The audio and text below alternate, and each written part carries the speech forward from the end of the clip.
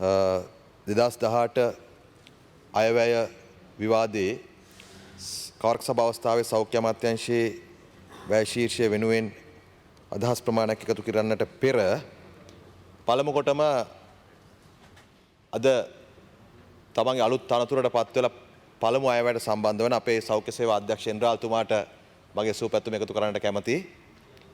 මම හිතනවා බදුල්ල මහරෝහලේ සෞඛ්‍ය අධිකාරිවරයාගේ ඉඳලා ඔබතුමා මේ සෞඛ්‍ය සේවා අධ්‍යක්ෂ ජෙනරාල් ධූරය දක්වා පැමිණි ගමන් මගේ එකතු කරගත් සියලු අත්දැකීම් මෙම තනතුර බබලවන්නට තනතුරේ ගරුත්වය ආරක්ෂා කරන්නට ඉමහත් කැපීමෙන් යොදවයි කියලා. ඒ වගේම අපට ඔබතුමා ගැන විශේෂ අගයීමක් තිබෙනවා. යුද්ධය අවසන් වන කාලයේදී ජාතික රෝහලේ නියෝජ්‍ය අධ්‍යක්ෂවරයා විදිහට කටයුතු කරපු සීමාව තුළ ඒ පෙන්눔 කරන ලද දක්ෂතාවය පිළිබඳව ඒ නිසා මේ සියලු අතීත අත්දැකීම් ඔබතුමාට මේ කටයුතු ජයග්‍රහණය කරගන්නට උදව් වේවි කියලා මම හිතනවා. ඒ වගේ මේ අවස්ථාවේ වචනයක් කියන්න කැමති අපේ හිටපු සෞඛ්‍ය සේවා අධ්‍යක්ෂ ජෙනරාල්තුමා පිළිබඳව ඩොක්ටර් ජයසුන්දර බණ්ඩාර මහතා පිළිබඳව ඔහු ඉතා වැදගත් සේවාවක් කළා තමයි මෙතනින් නික්ම යන්නේ. ඉතින් එතුමාටත් මේ අවස්ථාවේදී සුවපැතුම එකතු කරන්න කැමතියි. දැන් අපි අපේ රටේ ආර්ථිකයට සාපේක්ෂව සෞඛ්‍ය සේවාව සම්බන්ධයෙන් අපි කාටත් තිබෙන ඇගයීම ඉහළයි කියලා මම හිතන්නේ. අපි තාම කුඩා ආර්ථිකයක් තිබෙන රටක්. ඩොලර් බිලියන 84ක කුඩා දළ ජාතික නිෂ්පාදිතයක්. ඒ වගේම රටේ මේ ජාතික නිෂ්පාදනයට දායකත්වයේදී 50%ක්ම එක් පළාතක් නියෝජනය කරන රටක්. අගමැතිතුමාම පාර්ලිමේන්තුවේ ප්‍රකාශ කරන ආකාරයට ජනගහනයෙන් 42කට දිනක ආදායම ඩොලර් 2කට වඩා අඩු රටක්. ආදායම් බෙදී යාමේ බරපතල විෂමතාවයක් නිර්මාණය වෙමින් තියෙන රටක්.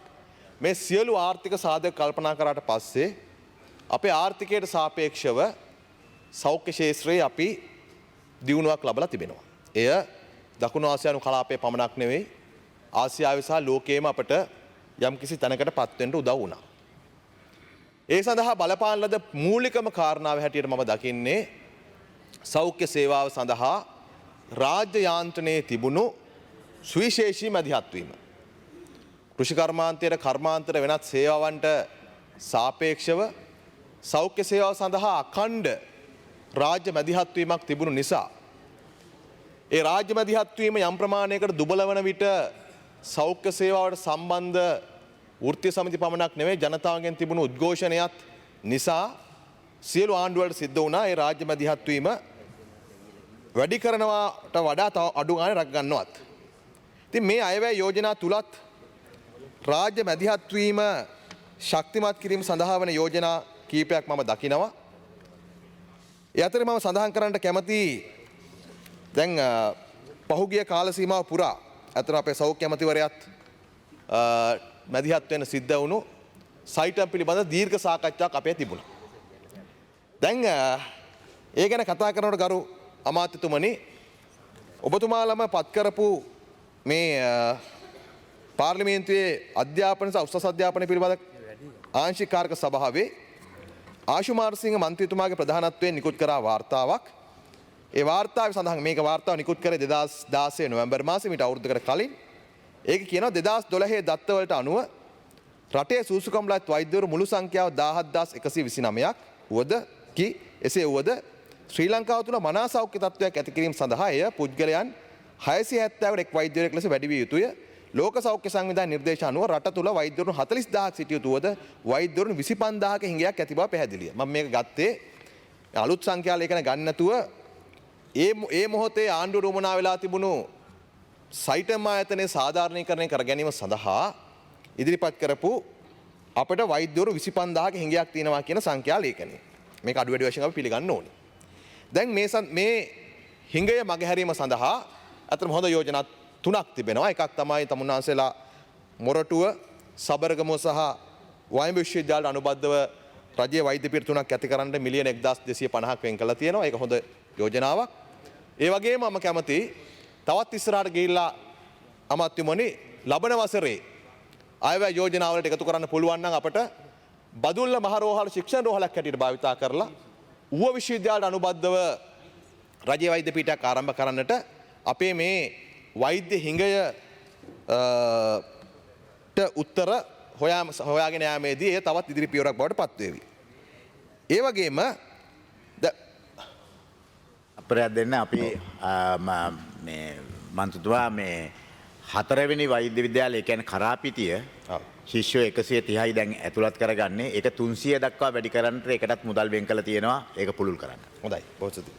ඊළඟට ඔබතුමාලා යෝජනා කරලා තියෙනවා මොරටු විශ්වවිද්‍යාලයට අනුබද්ධව රජයේ වෛද්‍ය පීඨයක් ගොඩනගන්නට. ඊටාම හොඳයි. ඒදී මම එකතු කරන්නට කැමතියි මේ සඳහා ශික්ෂණ රෝහලක් බවට පත් කිරීමේදී අපට සලකා බැලිය යුතු රෝහල් කීපයක් තිබෙනවා අපේ කළුතර දිස්ත්‍රික්කයේ. එකක් පානදුර මූලික රෝහල, අනෙක හොරණ මූලික රෝහල, එහෙම නැත්නම් දැනුත් යම්කිසි ආකාරයකට ශික්ෂණ රෝහලක් තත්වයට උසස් කළ හැකි අපේ නාගොඩ මහ රෝහල. මේ සියලු ඒවායේ තිබෙන ඉඩකඩ පහසුකම් සලකා බැලුවට පස්සේ මම හිතනවා මොරටු විශ්වවිද්‍යාලයට අනුබද්ධව ඇති කරන රජයේ වෛද්‍ය පීඨයේ ශික්ෂණ රෝහල බවට අපට නාගොඩ මහ රෝහල පත් කරගන්න පුළුවන් නම් ඔබතුමාම දන්නවා ගාලුපාරෙන් සහ දක්ෂිණ අධිවේගී මාර්ගයෙන් තිබෙන මාර්ග පහසුකමක් එතනට තියෙනවා. ඒ වගේම අපේ දිස්ත්‍රික්කයේ පානදුර හොරණ සහ පිඹුර මූලික රෝහල් වල කේන්ද්‍රය බවට නාගොඩ රෝහල පත් වෙලා තියෙනවා. එහි ඉඩකඩම් පහසුකම් තියෙනවා. මේ සියලු කාරණා බැලුවට පස්සේදී මම හිතනවා නාගොඩ මහ රෝහල තවදුරටත් සංවර්ධනය කරලා මේ මොරටුව රජයේ වෛද්‍ය පීඨයේ අනුබද්ධ රෝහල බවට පත් කරගන්න පුළුවන් නම් ඒ අපේ දිස්ත්‍රික්කයට වගේම රටේ සෞඛ්‍ය සහ අධ්‍යාපනයටත් වැදගත් වේවි කියලා. එහෙට ගන්න දැනේ. තුමාගේ ඒ අදහස ඉතාම වටින අදහසක්. මොකද එකක් කළුතර දිස්ත්‍රික්කයට ඒ ශික්ෂණ රෝහලක අවශ්‍යතාවය සහ එයින් ලැබෙන ප්‍රයෝජනයක් තිබෙනවා. අනික අතට මොරටුවට ඉතාම ළඟයි. එතකොට ඒ තත්ත්වයන් තුළ ඒ නාගොඩ මහ රෝහල ඒ ශික්ෂණ රෝහලක තත්ත්වයට පත් කිරීමට ඔබතුමා කරන යෝජනාව ඉතාම නිවැරදි කාලීන යෝජනාවක් බව කියන්න කැමති. අපි රජය තුලත් ඒක ගැන සාකච්ඡා කරන්න. බොහොම ස්තුතියි. බොහොම ස්තුතියි. දැන් ඔය නාගොඩ රෝහලට අපි දැන් මාතෘ සහ ළමා රෝහල අලුතෙන් හදනවා මේ නෙදර්ලන්ත ආධාරයට. ඊට වඩා විශාල ව්‍යාපෘතියක් අපි පානදුරේට ගේනවා. ඒක ජර්මන් ආධාර සහිතව ණය ආධාර සහිතව ඒකේ මිලියන 21000ක්. ඒ කියන්නේ කුඩා මට්ටමේ ජාතික රෝහලක් මේ තරම විශාල නැති වුණත් සාමාන්‍ය ජාතික රෝහලක මට්ටමට තිබෙනවා. මම හිතන්නේ කළුතරටත් වඩා පහසු වෙනවා මොරටුවේ කට්ටියට පානදුර පාවිච්චි කිරීම. සියලු විශේෂඥතා ඇත්ත ඇමතුමනි පහසුව තියෙනවා. නමුත් මම කල්පනා කරන්නේ ඒ හරියේදී වෛද්‍ය පීඨයක් ගොඩනැගීම සඳහා රෝහල ආශ්‍රිතවම ඉඩම් හොයා ගැනීමේ ගැටලුවක් ඇති වෙයි කියලා මම හිතනවා. මොකද අපිට කරාපිටිය ඊළඟට කොළඹ හොඳයි බොහොම ස්තුතියි. ඊයේ තියෙන ERD එකේ මේ එක ඒකේ අර ගිවිසුම් මේව කරාම පොලි අනුපාත මේව කරපු හැටි ඒක ඔබතුමා කියන රෝහල ගැන. රෝහල. හොඳයි. ඊළඟට මම ඔබතුමාගේ අවධානය යොමු කරනවා දැන් මේ අපේ රටේ විශ්වවිද්‍යාල පද්ධතිය ජාතික විශ්වවිද්‍යාල 17 80000ක් මගේ වෙලාව නම් දෙන්න ඕනේ. ඔව්. මම හිතන්නේ මොරටුව විශ්වවිද්‍යාලයට වෛද්‍ය පීඨයක් ලබා දීමේ හැකියාව ගැන රජ ප්‍රතිපත්තිමේ තීරණයක් අරන් තියෙනවා. ඒතර මොරටුවේ කටුබැද්ද විශ්වවිද්‍යාලයේ ආශ්‍රිතව ඉඩකඩම් නැත්තම් ඒතර ඊට අදාළ ශික්ෂණ රෝහල පානදුර හෝ කළුතර නම් මම ඔබතුමාට වගකීමෙන් කියන්න කැමතියි. ඒ ඊටාම ආසන්නයේ බණ්ඩාරගම කිලෝමීටර් 10ක් දුරින් වෛද්‍ය පීඨයක් ගොඩනැගීමට ගැළපෙන ඉතා හොඳ ඉඩම් රජ්‍ය ඉඩම් තිබෙනවා. ඒ නිසා ගරු ඇමතුමා රාජසේනත් මහත්මයා විශාල ආයෝජනයක් කරලා තිනවා පානදුර කළුතර හොරණ රෝහල් සියල්ලටම පිඹුර හැමකටම. ඒ නිසා එහෙමනම් බණ්ඩාරගම ප්‍රදේශයේ පුළුවන් නම් අධිවේගී මාර්ගයට ආසන්නයේ මේ අලුත් වෛද්‍ය පීඨය කටුබැද්ද විශ්වවිද්‍යාලය ඇති කරන්න මම හිතන්නේ හරියම ප්‍රායෝගිකයි. හරි. ඊළඟට මම ඔබතුමාගේ අවධානය යොමු කරන්නේ විශ්වවිද්‍යාල පද්ධතියේ දැන් අපිට 80000ක 85000ක වන ශිෂ්‍ය ප්‍රමාණයක් ඉගෙන ගන්නවා. මේ හැම විශ්වවිද්‍යාලයකම මෙඩිකල් සෙන්ටර් එකක් තියෙනවා. දැන් මේවට පත් කිරීම කරන්නේ සෞඛ්‍ය අමාත්‍යාංශයෙන් නෙමෙයි. ඒ නිසාම මේ විශ්වවිද්‍යාල පවතින කාල සීමාව තුලදී සෞඛ්‍ය පහසුකම් සැපයීමේදී මේ විශ්වවිද්‍යාල හැම එකක්ම අර්බුදයට පත් වෙලා තිබෙනවා. මේක අපි කෝප් කමිටුව තුල සාකච්ඡා කරා. මට පේන හැටියට ගරු ඇමතුමනි මේකට තියෙන විසඳුම තමයි අපි සාමාන්‍ය වාර්ෂික මාරු කිරීම වලදී මේ විශ්වවිද්‍යාලවල සෞඛ්‍ය මධ්‍යස්ථාන ප්‍රමාණයත් සෞඛ්‍ය අමාත්‍යාංශයේ සැපයීම සඳහා ඇඩ්වයිස් කරන්න පුළුවන් නම් ඒක පහසුවක් වේවි සහ මම හිතනවා වෛද්‍ය නිලධාරීන් ඒ පත්වීම් බාර ගන්න අකමැත්තක් වෙනවක් නැහැ කියලා. ඉතින් මේ ප්‍රශ්නෙට විශ්වවිද්‍යාල වලට බාර දීලා UGC කරා කරනවට වඩා සෞඛ්‍ය අමාත්‍යංශය සහ UGC එක අනුබද්ධව කරන එක තමයි සාර්ථක වෙන්නේ. ඒ සම්බන්ධයෙන් සාකච්ඡාවක් පටන් ගන්නට කියලාත් අපි විශ්වවිද්‍යාල ප්‍රතිපාදන කොමිසමේ සභාපතිතුමාගෙනුත් ඉල්ලා හිටියා. ඊළඟට සෞඛ්‍ය ශාස්ත්‍රයේ දැන් අපි මීට මාස ගානකට කලින් විශාල වශයෙන් කතා කරපු අර්බුදය තමයි මේ ඩෙන්ගු ප්‍රශ්නය. පහුගිය කාලෙදී 1,75,000කට ආසන්න රෝගීන් ප්‍රමාණයක් අපට වාර්තා වුණා. මරණත් 100 ගානක් වාර්තා වුණා. මේ දැන් මේ පහුගිය අවුරුද්දක් නෙවෙයි නොවැම්බර් දක්වා තමයි මේ 1,75,000 වාර්තා වෙලා තිබෙන්නේ. එතකොට ජූනි අගෝස්තු වගේ මාසවල 22,000ක් 25,000ක් රෝගීන් වාර්තා වෙලා තියෙනවා. අපි ඩෙන්ගු රෝගය ව්‍යාප්ත වෙනකොට මරණ සංඛ්‍යාව වැඩි වෙනකොට ඒ සම්බන්ධයෙන් මාධ්‍යවල සාකච්ඡාව ඉහළ යනකොට මැදිහත් වීම කරනවා. සෞඛ්‍ය අමාත්‍යාංශය මැදිහත් වීම කරනවා, රජයේ හැටියට මැදිහත් වීම කරනවා, ජනාධිපති කාර්යසාධන බලකායෙන් ඒකට විවිධ යෝජනා ගෙනවා. නමුත් අපට ඩෙන්ගු මර්ධනය සඳහා වන අඛණ්ඩ වැඩපිළිවෙලක් දකින්නට නැහැ. ඒ නිසාම වැසි සමය ආරම්භයත් ඊළඟට වැසි සමය අවසාන වෙන කිට්ටුවත් මේ ඇතිවන උවදුර වසංගතය මර්ධනයට මීට වඩා වැඩි මැදිහත් වීමක් කළ යුතුයි. මොකද මට මතකයි ඔබතුමාට කලින් නිමල් සිරිපාල් සිල්වා සෞඛ්‍ය අමාත්‍යවරයා ඉන්න කාලේ 2009 අවසානයේ විතර එතුමා ලොකුවට පාරම් බෑවා මේ කොටිය මරපු අපිට ඩෙන්ගු මදුරුවක් කජ්ජද්ද කියලා. ඒ කජ්ජෙන් පහුගිය මාස 10 ලක්ෂ 2ක් රෝගී වුණා. ඒ නිසා මේක පුරසාරන් දොඩන කාරණයක් නෙවෙයි. රටක් හැටියට මේ අභියෝගය බාර අරගෙන අපි අඛණ්ඩ මැදිහත් වීමක් ඩෙන්ගු රෝගයේ මර්ධනය සඳහා කළ යුතුයි කියලා මම හිතනවා. ඒ වගේම දැන් අපි රටක් හැටියට ඊළඟට මුහුණ දීලා තියෙන ප්‍රධාන අර්බුදය තමයි සෞඛ්‍ය ශාස්ත්‍රයේ මේ බෝ නොවන රෝග සම්බන්ධයෙන් තියෙන තත්ත්වය. මම 2016 සංඛ්‍යාලයකින් ඉදිරිපත් කළොත් අපේ වයස්ගත ජනගහනය ඉතා විශාල වශයෙන් ඉතාම වේගයෙන් මේ බෝ නොවන රෝග සඳහා ගොදුරු වෙමින් තිබෙනවා. ලංකාවේ සාමාන්‍යයෙන් හෘද රෝග 2.2ක් පවතිද්දී අවුරුදු 60ට වඩා වැඩි අයගෙන් 7.7ක් හෘද රෝගීන්. අධික රුධිර පීඩනයේ 8.2ක් සාමාන්‍ය තත්ත්වයේ තියදී 30.7ක් හෘද රෝගීන් මේ අධික රුධිර පීඩනයෙන් පෙළෙනවා. ඒ කියන්නේ හැම පවුලකටම 3න් එකක්, පවුල් 3න් එකක් හෘද අධික රුධිර පීඩනය වාර්තා වෙනවා. 5.7ක් දියවැඩියාව සාමාන්‍ය තත්ත්වයේ තිබෙද්දී 17.3ක් වයස අවුරුදු 60ට වඩා වැඩි අයගේ දියවැඩියාව වාර්තා වෙනවා. පිළිකාවල තත්ත්වය එහෙමයි, ඇදුම තත්ත්වය එහෙමයි, කොලෙස්ටරෝල් අධිකභාවය එහෙමයි. ඒ කියන්නේ මේ අවුරුදු 60ට වඩා වැඩි අපේ වයස්ගත ජනගහනය වේගයෙන් වැඩි වෙනවා. ඒ නිසාම මෙන්න මේ ශාස්ත්‍රයේ බෝ නොවන රෝග මර්ධනයේදී මේ පිළිබඳ වැඩි අවධානයක් යොමු කළ යුතුයි කියලා මම හිතනවා. අනිත් පැත්තෙන් අපිට දැන් අභියෝගයක් හැටියට තිබෙනවා මේ මානසික රෝග ව්‍යාප්තියම පිළිබඳවත්. එක පැත්තකින් මට ඉදිරිපත් කරන්න පුළුවන් සංඛ්‍යා ලේඛනයක්. නමුත් එමතුමා මේ අපි අවසාන වශයෙන් මානසික රෝග පිළිබඳව උතුරු නැගෙනහිර ඇර රට පුරා යම් සමීක්ෂණයක් කරලා තියෙන 2007. ඒ සංඛ්‍යා ලේඛන අනුව ගත්තොත් එහෙම අපේ රටේ ජනගහනය 10%ක්. ඒ කියන්නේ හැම 10 දෙනාක එක්කෙනෙක්ම කිසියම් හෝ මානසික රෝගයකින් පෙළෙනවා. මේ ඒකෙනුත් වැඩිපුර පුත්තලම අනුරාධපුරයේ කුරුණෑගල වගේ දිස්ත්‍රික්කවල තමයි වැඩිපුර මේ මානසික රෝගීන් වාර්තා වෙලා තිබෙන්නේ. ඒක 2004 වඩා මම හිතනවා උතුරු නැගෙන ඇතුළු අපිට සමීක්ෂණයක් කරගන්න පුළුවන් නම් මීට වඩා භයානක තත්ත්වයක් අපිට සංඛ්‍යා ලේඛනවලින් වාර්තා වේවි. ඉතින් මේකම ගැට ගැහිලා තිබෙනවා අපේ සියදී නසා ගැනීම එක්ක. දැන් මේ වෙනකොට අපි සියදී නසා ගැනීම වලින් 2015 ලෝක සෞඛ්‍ය සංවිධානයේ වාර්තා පරීක්ෂා කළ බැලුවොත් සියදී නසා ගැනීම වලින් ලෝකයේ පිරිමි සියදී නසා ගැනීම වලින් අංක 1ත් ගැහණු සියදී නසා ගැනීම වල අංක 9ත් වාර්තා වෙලා සමස්තයක් හැටියට අපි සියදී නසා ගැනීම වලින් ලෝකෙ කප් එක ගහලා තියෙනවා. අලුත් මේවා ගත්තොත් 2010 මම කියන්නේ ලෝක සෞඛ්‍ය සංවිධානයේ 2015 මම දන්න ඔබතුමා මේකට. ඔව් හරි. 1000 ගාන 2000 ගානට බැලලා 31 වෙනියට ඇවිල්ලා තිබෙනවා. ඒත් අපේ සියදී නසා ගැනීම සංඛ්‍යාව ඒක ගරු ඇමතුමා බරපතලයි. මොකද මේ පෙන්눔 කරන විදිහට මම ඔබතුමාට පෙන්වන්නේ 2016 සංඛ්‍යා ලේඛන හැටිය ගත්තොත් සියදී නසා ගන්න අයගෙන් 77ක් පිරිමි. 23ක් කාන්තාව. මේ පිරිමින්ගෙන් වැඩිපුර සියදී නසා ගන්නේ අවුරුදු 60ට වඩා වැඩි අය. කියන්නේ සියදී නසා ගන්න පිරිමින්ගෙන් 26%ක්ම අවුරුදු 60ට වඩා වැඩි පිරිමි. මේකට හේතු හැටියට බැලුවොත් එහෙම නිදන්ගත රෝග තමයි වැඩිපුර මේකට බලපාලා තිබෙන්නේ.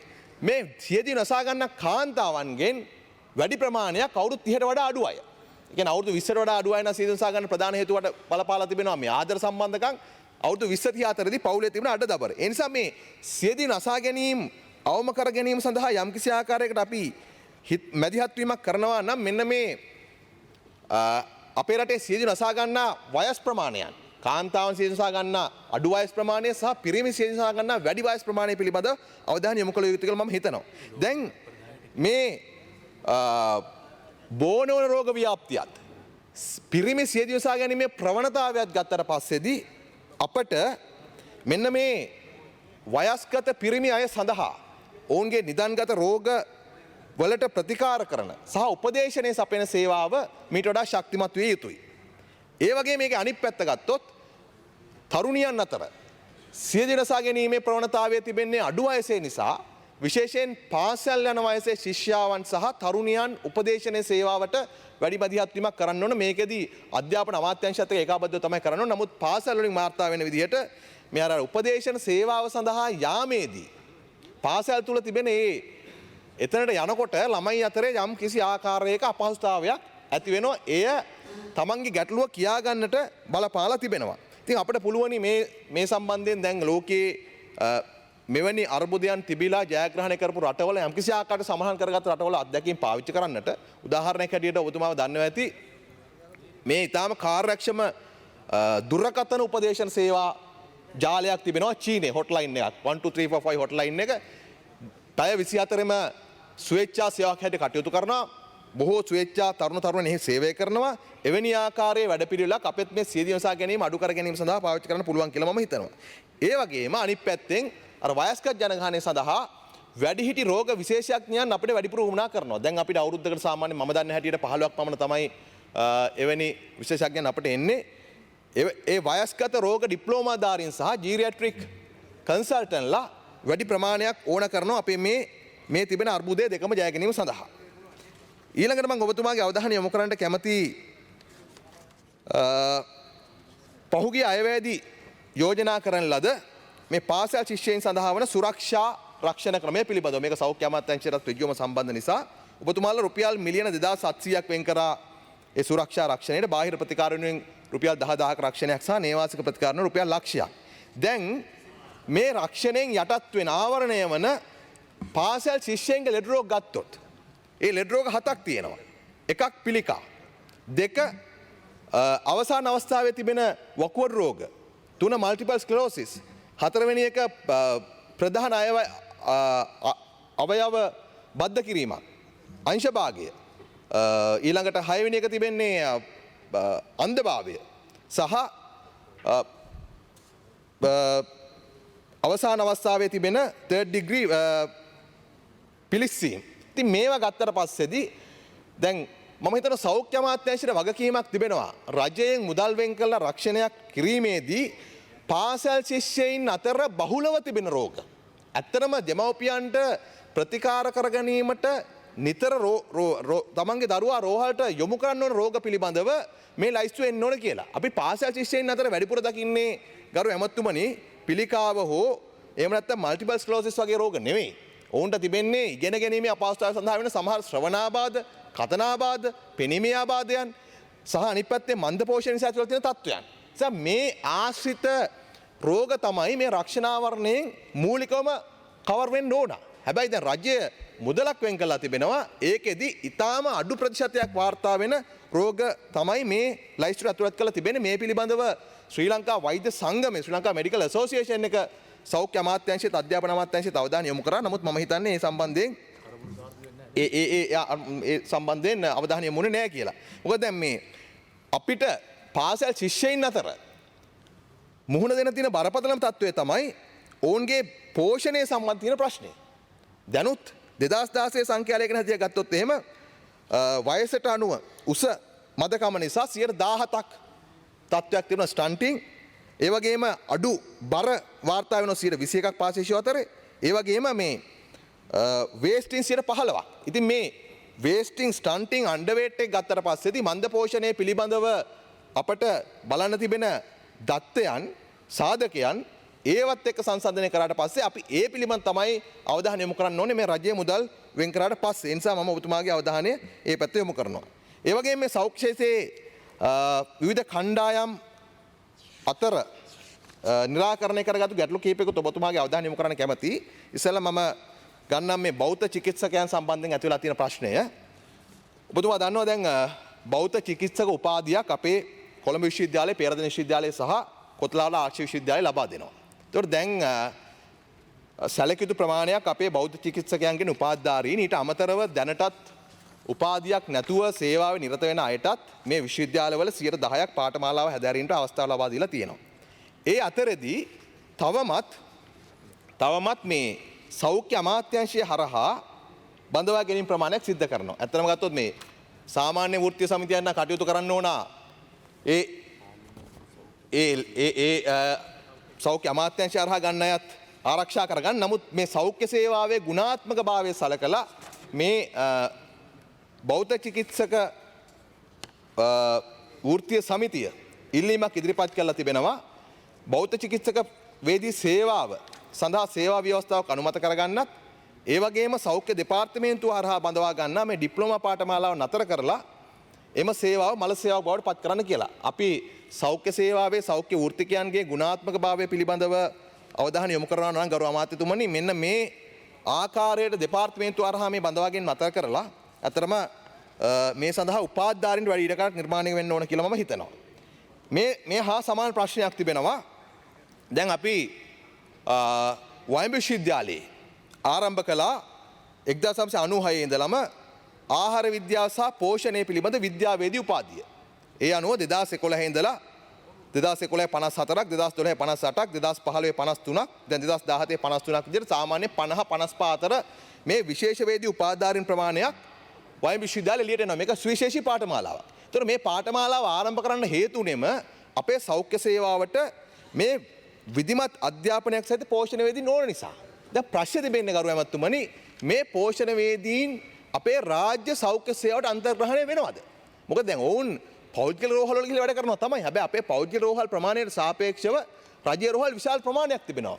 පෝෂණ වේදීන්ගේ අඩුපාඩුවක් තියෙනවා. මම දැනගන්නට කැමතියි මෙන්න මේ පෝෂණ වේදීන් රාජ්‍ය රෝහල් සඳහා අන්තර්ග්‍රහණය කර ගැනීමේ ඔවුන්ට රැකියා ලබා දීමේදී ගැටලුවක් පැනනගලා තිබෙනවා. මේක විශ්වවිද්‍යාල ප්‍රතිපාදන කොමිසම සභාවත් එමෙත වයඹ විශ්වවිද්‍යාලයත් සෞඛ්‍ය අමාත්‍යාංශය සාකච්ඡා කරලා ඒ උපාධිධාරීන් බඳවා ගැනීමට කටයුතු කළ යුතුයි කියලා මම හිතනවා.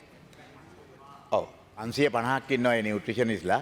ඒ 550ම බඳවා ගන්නට අපි ක්‍රියාත්මක වෙනවා.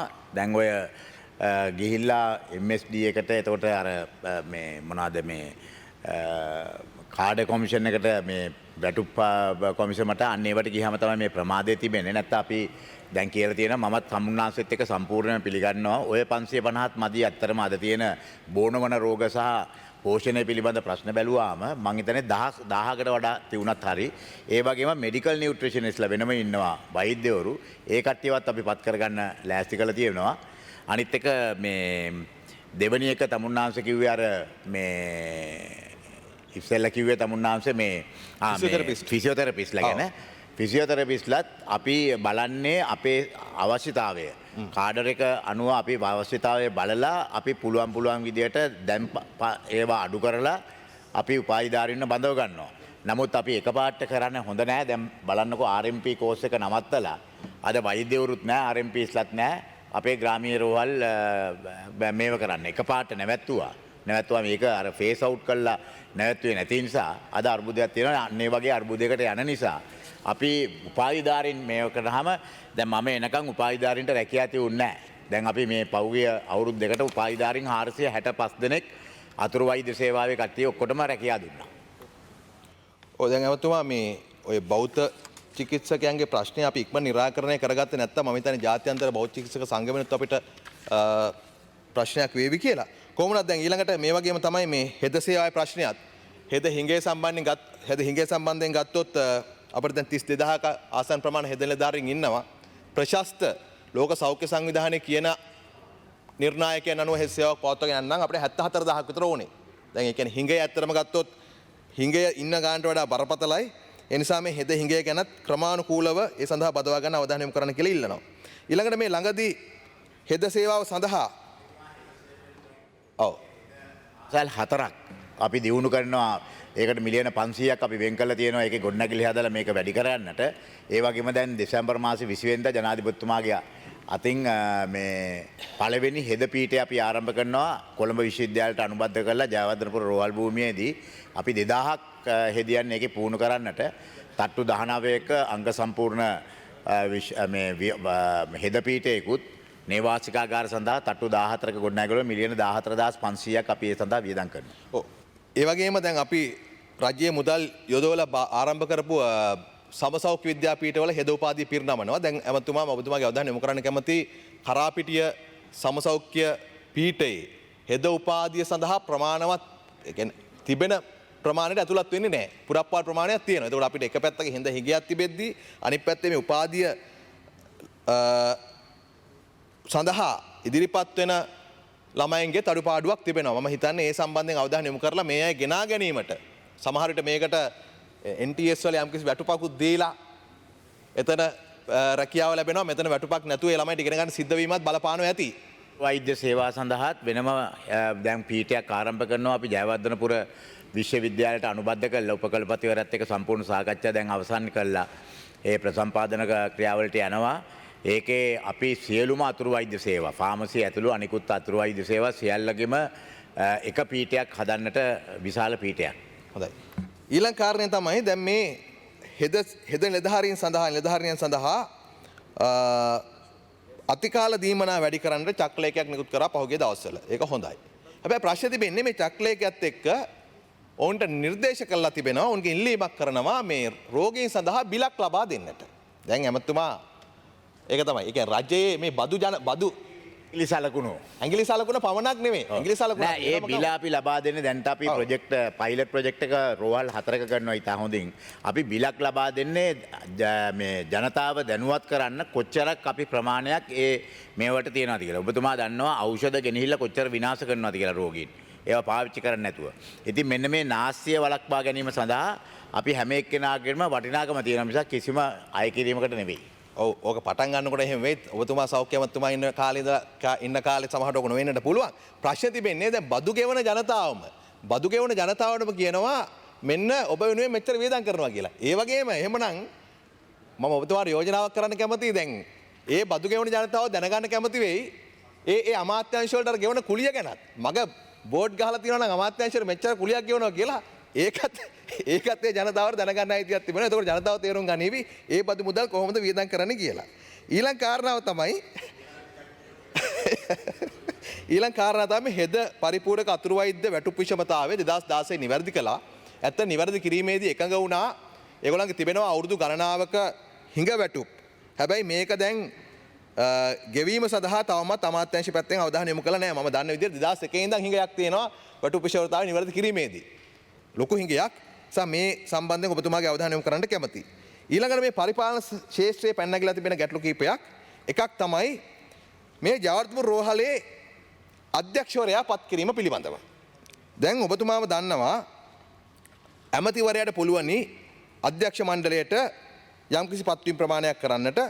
ඒක නිල බලයෙන් පත්වීම් 3ක් වෙනවා. අපේ සෞඛ්‍ය සේවා අධ්‍යක්ෂ ජෙනරාල්වරයාත් පශ්චාත් උපාධි ආයතන අධ්‍යක්ෂත් වෛද්‍ය අධ්‍යක්ෂවරයෙකුත්. හැබැයි දැන් මේ ශික්ෂණ රෝහලට මෙවැනි ආකාරයේ ශික්ෂණ රෝහලකට අධ්‍යක්ෂවරයෙක් පත් කිරීමේදී අවශ්‍ය කරන සුසුකම් ප්‍රමාණයක් තිබෙනවා. ඒකට MSc MD සුසුකම් ඉල්ලනවා. ඒ වගේම ජ්‍යෙෂ්ඨ වෛද්‍ය පරිපාලන සේවයේ අවම අවුරුදු 5ක පළපුරුද්දක් ඉල්ලනවා. ඒ වගේම මේක සඳහන් කරනවා විශේෂයෙන්ම පෞද්ගලික channel සේවාව සපුරා තහනම් කියලා. එතකොට දැන් මේ දිනසීයේ ආණ්ඩුව කාලය සඳහා తాවකාලිකව පත් කරන ලද අධ්‍යක්ෂවරයා ඔබතුමා දන්නවා තවමත් වැඩ ආවරණය කරමින් ඉන්නවා. එතකොට මේක ගැසට් කරලා නීත්‍යානුකූල පත්වීමක් වට පත් කරන්නෙත් නැහැ. සහ ඔහුට මේ සම්බන්ධ සූසුකම් තියෙනවද? මේක අපි පාර්ලිමේන්තු කෝපකාරක සභාවෙත් අවධානයට ගත්තා. නමුත් තවමත් මේ ප්‍රශ්නේ හැමම තිබෙනවා. මේ නියමිත සූසුකම් සම්පූර්ණ කරලා නැති අධ්‍යක්ෂවරයෙක් මේ තනතුරේ තවමත් රැඳිලා ඉන්නවා. ඔහු දැන් මේ රෝහලේ තිබෙන තත්ත්වය පිළිබඳව මට වෙනම විවේචන තිබෙද්දී මේ පත්කිරීම සම්බන්ධයෙන් බරපතල විවේචනයක් තියෙනවා. ඊළඟට ඔබතුමා දන්නවා මේ වෙනකොට නිකන් ටිකක් රස්නෙට නැති වුණත් ප්‍රශ්නයක් පැන නැගෙමින් යනවා මේ වෛද්‍ය පරිපාලන සේවයේ සහ ප්‍රජා වෛද්‍ය සේවාවේ මේ කියන අංශ දෙක අතරේ. දැන් මේකට ටිකක් ඉතිහාසයකුත් තිබෙන ප්‍රශ්නයක්. 2007 අවුරුද්දේ ඉඳන් තමයි මේ ප්‍රශ්නේ පැනනගෙන පටන් අරගෙන තියෙන්නේ. ඇත්තටම දැන් අපේ රටේ මේ ගුණාත්මක සෞඛ්‍ය සේවාවක් ඇති කිරීමේදී ප්‍රජා වෛද්‍ය සේවාවේ රෝග නිවාරණ අංශයේ වෛද්‍ය නිලධාරීන් කරන සේවය අපේ ඇගීමට ලක් වෙනවා. ඒ ඇගීමට ලක් වෙන අතරම ඔවුන්ට තමන්ගේ සේවාවේ ඉහළට යාම සඳහා යම් උසස් වීමේ ක්‍රමවේදිකුත් තියෙන්නට ඕනේ. MOHලට එතනින් එහාට ප්‍රාදේශීය සෞඛ්‍ය සේවා අධ්‍යක්ෂවරු දක්වා එතනින් එහාට පළාත් සෞඛ්‍ය සේවා අධ්‍යක්ෂවරු දක්වා යන්න ක්‍රමවේදයක් තියෙන්න ඕනේ. ඒ වගේම අමාත්‍යාංශය ඇතුළෙත් ඔවුන්ට ඔවුන්ගේ අත්දැකීම් අනුව ඔවුන්ගේ පළපුරුද්ද අනුව යම් යම් තාක්ෂණික සේවාවන් හරියාකාරව කටයුතු කරගන්න නම් යම් නිලතල් ප්‍රමාණයක් ඔවුන්ටත් ඉල්ලුම් කරන අයිතියක් තිබෙනවා. ඒ නිසා තමයි මම හිතන්නේ 2007 සෞඛ්‍ය සේවා අධ්‍යක්ෂ ජෙනරාල්වරයා වෙලා හිටපු බෙලිගස්වත්ත මහත්මයාගේ මූලිකත්වයෙන් තිබුණු කමිටු වාර්තාවේ යම් යම් නිර්දේශ නිකුත් කරලා තියෙනවා. ඒතකොට මේ ප්‍රශ්නය දැන් අධිකරණයට ගිහිල්ලා අධිකරණයේ යම් යම් තීන්දුව ලබා දීලා තියෙනවා. හැබැයි මේ තාක් මේ ප්‍රශ්නය විසඳිලා නැහැ. මම ඔබතුමාගේ අවධානය යොමු කරන්න කැමතියි 2007 අධිකරණ නියෝගයක් තිබුණා නියෝජ්‍ය පරිපාලන සේවා තනතුරු ස්ථාපිත කරන්න 2010 තමයි ඒක ඇඩ්වයිස් කරේ. ඒ කියන්නේ අවුරුදු 3ක් බලන් හිටියේ ඒක කරන්න. ඊළඟට 2013 මේ අය අර පත්වෙච්ච නියෝජ්‍ය පරිපාලන සේවා තනතුරු ජ්‍යෙෂ්ඨ පරිපාලන සේවාවට උසස් වීම දීමේදී අවුරුදු දෙක ප්‍රමාදයක් සිද්ධ වෙලා තියෙනවා. දැන් 2011 පුරප්පාඩු වෙච්ච නියෝජ්‍ය පරිපාලන තනතුරු ඇඩ්වර්ටයිස් කරේ 2016 අප්‍රේල්. 2016 අප්‍රේල් ඉඳන් මේ දක්වා සම්මුඛ සාකච්ඡා තියලා මේ අය බඳවා ගන්න කටයුතු කරලා නැහැ. දැන් මේ අවුරුදු 10ක් තිස්සේ මේ එක පැත්තකින් මෙඩිකල් ඇඩ්මිනිස්ට්‍රේටර්ස් කොලෙජ් එකත් අනිත් පැත්තෙන් කමිටි ෆිසිෂියන්ස් කොලෙජ් එකත් අතර සාකච්ඡාවක් තිබෙනවා. දැන් මම කියන්නේ මේ සාකච්ඡා මාර්ගයෙන් මේක විසඳා ගන්න ඕන නැත්නම් මේ සෞඛ්‍ය සේවා බරපතල ප්‍රශ්නයක් වෙනවා. මෙවැනි ගැටුමක් සීතල යුද්ධයක් තිබෙද්දී මේ යම්කිසි ආකාරයකට කණ්ඩායම් දෙක අතරේ මේක විසඳා ගැනීමට දැන් බාධාවක් වෙලා තිබෙනවා. මොකද මේ මෙඩිකල් ඇඩ්මිනිස්ට්‍රේටිව් කොලෙජ් එකේ සභාපතිනිය බවට වෛද්‍ය සුජාතා සේනාරත්න මහත්මිය පත් වෙලා තිබෙනවා. ඒක තමයි. දැන් මම කියන්නේ ඇත්තටම ගත්තොත් මෙහෙම ප්‍රශ්නයක් තියෙනකොට එතුමියගේ සූසුකම් ගැන මම මුකුත් කියන්නේ නැහැ. මම ඒව පිළිගන්නවා. හැබැයි මේ ප්‍රශ්නේ විසඳා ගැනීමේදී මම හිතනවා අනිවාර්යයෙන් ඕක ප්‍රශ්නයක් වෙනවා කියලා. මොකද ඔබතුමාට ඔය පවුලෙන්ම තමයි වැඩිපුර ප්‍රශ්න එන්නේ. ඒ නිසා මේ පිළිබඳ අවධානය යොමු කරන්න. මොකද මේ සේවාවන් දෙකම අපට වැදගත්. මේ අත්දැකීම අපේ සෞඛ්‍ය සේවාවට මේ අංශ දෙකෙන්ම උරා ගත යුතුයි. එතුමා මෙච්චරයිනේ ඔතන තියෙන්නේ. ඔව්. මෙඩිකල් ඇඩ්මිනිස්ට්‍රේෂන් කියන එක පටන් අරගන්න කාලේ ඕක අපි තමයි එදා වෘත්ති සමිති දෙක එක්කව වෙලා තමයි ඉල්ලලා බොහොම සටනක් කරලා ඔය මෙඩිකල් ඇඩ්මිනිස්ට්‍රේෂන් ගත්තේ. හොඳේ 80 ගණන් වල. 90 ගණන් වල වෙනකොට මේකට කෝස් එකක් ස්ටාර්ට් කරා. ක්වොලිෆිකේෂන් තියෙන්න ඕන කියලා. MSc MD. එතකොට ඒගොල්ලන්ට තියෙන එකම පාර MD කරනපු කට්ටිය මේ වෛද්‍ය පරිපාලනයට යන කට්ටියට ඒගොල්ලන්ට ප්‍රයිවට් ප්‍රැක්ටිස් කරන්නත් බෑ. ඒගොල්ලන්ට තියෙන සොච්චම් රුපියල් 6000ක් විතරයි ගෙවන්නේ එකක්. එතකොට ඒගොල්ලන්ට ඒකත් අහනම්. ඒගොල්ලන්ගේ කැරියර් එකේ මෙඩිකල් ඇඩ්මිනිස්ට්‍රේෂන් ඇරෙන්න වෙන කිසිම දෙයක් කරන්න බෑ. එතකොට පබ්ලික් හෙල්ත් කට්ටියට ඒගොල්ලන්ගේ පබ්ලික් හෙල්ත් කන්සල්ට් ස්පෙෂලයිසේෂන් එකක් තියෙනවා. ඒකට වෙනම තනතුරුත් තියෙනවා. අනිත් එක රටට අවශ්‍ය පබ්ලික් හෙල්ත් කන්සල්ටන්ස් ලගින් කාලක්වත් නැහැ. ඇත්ත කතාව. එතකොට එහෙම තියෙද්දී ඒගොල්ලොත් මෙඩිකල් ඇඩ්මිනිස්ට්‍රේෂන් ඉල්ලනවා. ඒ නිසා සාකච්ඡා කරලා අන්තිමට තීන්දුව කරගත්තා 18ක්. මමත් කිව්වේ ස්පෙෂලිස්ට් කැම්පේන් ස්පෙෂලයිස් කැම්පේන් තියෙනවා TB කැම්පේන් මැලේරියා කැම්පේන් ඒ වගේ ඒවා තනිකර පබ්ලික් හෙල්ත් කටියට දෙන්න. ඉතුරු ඒවා ටික ප්‍රොවින්ෂල් ඩිරෙක්ටර්ද RDද හොස්පිටල් ඩිරෙක්ටර්ද ඒවා ඔක්කොම මෙඩිකල් ඇඩ්මිනිස්ට්‍රේෂන් එකට දෙන්න. දැන් මේකදී දැන් ඔය උසාවියේ අධිකරණයේදී නඩුව ඉල්ලාස් කර ගැනීමක් තියෙන්නේ. මොකද ලේකම්වරයා සෞඛ්‍ය ලේකම්වරයා උසාවියට දන්නලා තියෙනවා වෛද්‍ය පරිපාලකයින්ට ප්‍රමුඛතාවය දෙමින් අනකට්ටියටත් තනතුරු ලබා දීමේ ක්‍රමවේදයක් හදා ගන්නවා කියලා. ඒකට දෙපාර්ශ්වයම එකගුණා නඩුව අයින් කරගත්තා. එතකොට දැන් මම කැබිනට් මණ්ඩලයට යෝජනා කරලා තියෙන්නේත් මේකමයි. කැබිනට් මණ්ඩලයට යෝජනා කරලා තියෙන්නේ විශේෂිත මේවා 18 ඒගොල්ලන්ට දීලා ඉතුරු පරිපාලන ශ්‍රේණිය මේගොල්ලන්ට දෙන්න. මොකද මේගොල්ලන්ට වෙන එකක් නැහැ. මොකද 200 ගාණක් ඉන්නවා ඩිපියුටි ඇඩ්මිනිස්ට්‍රේටර්. ඒගොල්ලෝ සම්පූර්ණයෙන්ම ඇවිල්ලා කිව්වා ඒගොල්ලන්ට මේවා දෙන්නේ නැත්නම් ඒගොල්ලන්ට පරිපාලන සේවයෙන් ඉවත් වීමට ඉඩ දෙන්න. එතකොට ඒගොල්ලෝ ගිහිල්ලා ප්‍රයිවට් ප්‍රැක්ටිස් එකකුත් කළා ආදායමත් මේව කරලා එනවා. මොකද ඒගොල්ලන්ට අනාගතයක් නැත්නම් මේකේ රැඳිලා හිටීම තේරෙනවා. මම එනකොට 79ක් සීනියර් ඇඩ්මිනිස්ට්‍රේටිව් ග්‍රේඩ් පෝස්ට් ඔක්කොම මේ ඇක්ටිං හිටියේ. ඒවා දැන් 79න් 73ක්ම මම පුරවගත්තා. දැන් ඊට පස්සේ මම ගියා දෙවෙනි එකට ඩිපියුටි ඇඩ්මිනිස්ට්‍රේටිව් ග්‍රේඩ් එක. එතකොට තමයි මේ අර්බුදය ආරම්භ වුණේ. එතකොට ඒ එකක්වත් තවම පුරවන්න බෑ 200 100 ගාණක් තියෙනවා දැන් ඔක්කොම ඇක්ටිං. තේරුණාද? ඉතින් එතකොට මේ එකින් එක පබ්ලික් සර්විස් කොමිෂන් එකට ප්‍රශ්නයක් තිබුණා මේ ඇක්ටිං දුන්නේවා නියම විදියට දීලා නැහැ. ඒකින්ද එකට ගණනය කරන්න එපා මිනිස්සු කරපු ඒවට. ඉතින් ඒකත් විසඳගත්තා. එතකොට මේ දෙක තමයි මේ දෙකේ මෙන්න මේක තමයි තීන්දුව. ස්පෙෂල් ඒවා 18 දෙන්න පබ්ලික් හෙල්ත් එකට අනිත් ඒවා ටික රාජ්‍ය පරිපාලනය දෙන්න. මොකද ඒගොල්ලන්ට වෙන අනාගතයක් නැහැ. ඔය නිසා හොඳයි ගරු කතානායකතුමනි. දැන් මේ ප්‍රශ්නය නිරාකරණය කර ගැනීම ඇත්තටම වෛද්‍ය පරිපාලන සේවයට අසාධාරණයක් නොවන ආකාරයට තමයි මේක කටයුතු කරගන්න ඕනකම තිබෙන්නේ. ඊළඟට මම ඔතුමාගේ අවධානය යොමු කරනවා මෙන්න මේ ඖෂධ නීතිගත සංස්ථාවේ ප්‍රශ්න කිහිපයක් පිළිබඳව මේක පාර්ලිමේන්තුවේ අපේ පොදු ව්‍යාපාර කාර්ය සභාවටත් වාර්තා වුණා.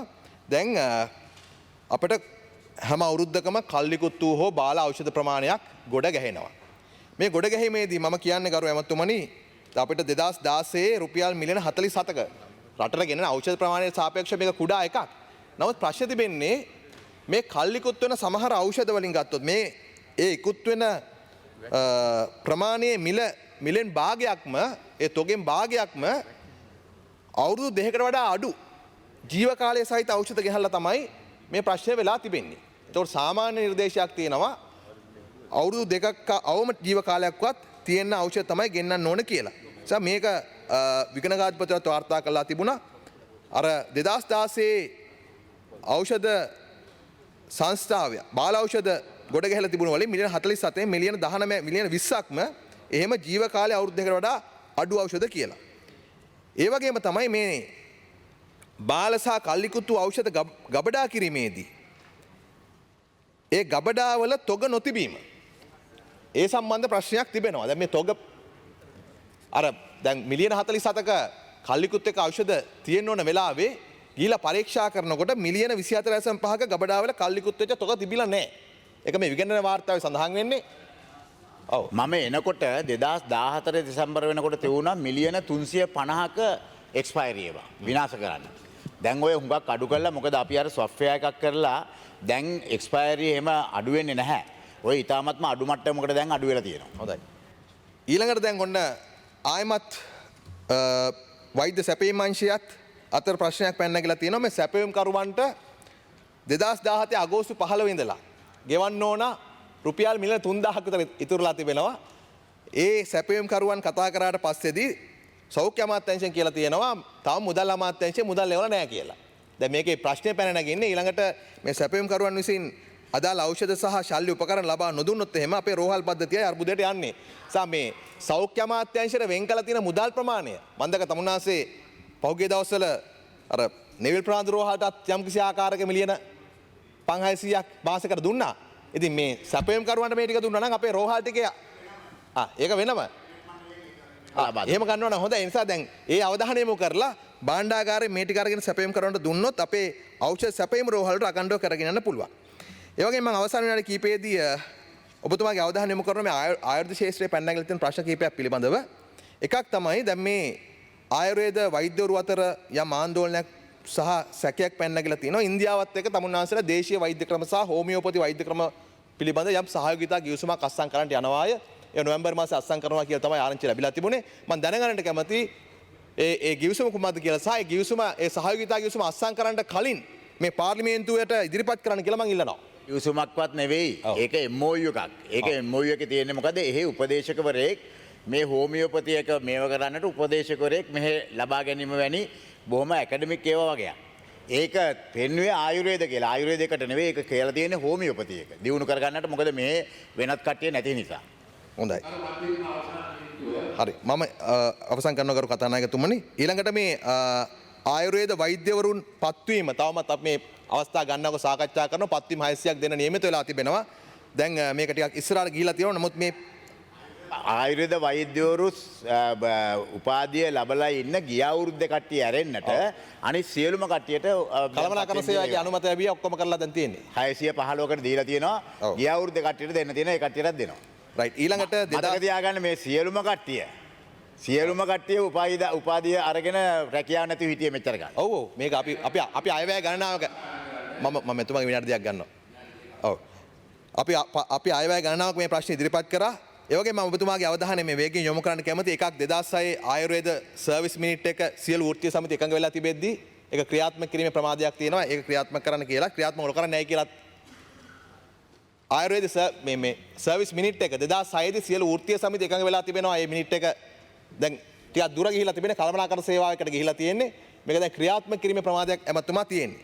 ඊළඟට මේ ආයුර්වේද දෙපාර්තමේන්තුවේ පරිපාලන ව්‍යුහය විධිමත් කිරීම පිළිබඳ කමිටු වාර්තාවක් ආවා. ඒක අමාත්‍යාංශය පිළිගත්තා. ඒක ක්‍රියාත්මක කරන්න කියලා ඉල්ලනවා. ආයුර්වේද වෛද්‍යවරුන්ගේ දීමනා පිළිබඳ අවධානය යොමු කරනවා.